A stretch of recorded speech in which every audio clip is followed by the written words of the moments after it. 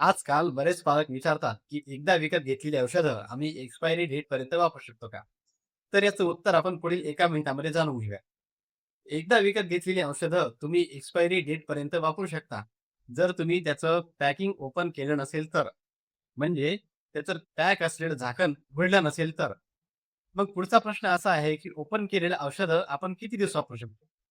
तर अँटिबायोटिकचे जे औषध असतात, जे की पावडरमध्ये पाणी मिक्स करून बनवायचे औषध असतात, ते मिक्स करून बनवल्यानंतर तिथून पुढे 5 दिवसापर्यंत तुम्ही वापरू शकता.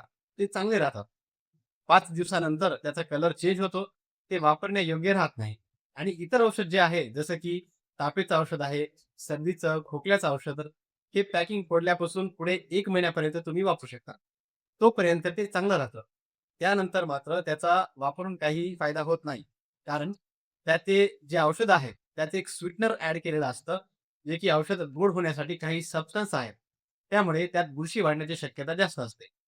तसंच जेव्हा औषधाचा ॲटमॉस्फेरिक एअरसोबत संपर्क येतो, तेव्हा त्यातला ॲक्टिव्ह इन्ग्रेडियंट्स असतं, जे की मूळ औषध आहे, जो आजारावर इफेक्ट करणार आहे, त्याची पॉवर कमी होत जाते. त्याचा इफेक्टिव्हनेस कमी होतो. त्यामुळं 1 महिन्यानंतर जर ते वापरलं, तर डॉक्टरांनी सांगितलेल्या सेम डोसमध्ये त्याचा इफेक्ट मिळत नाही.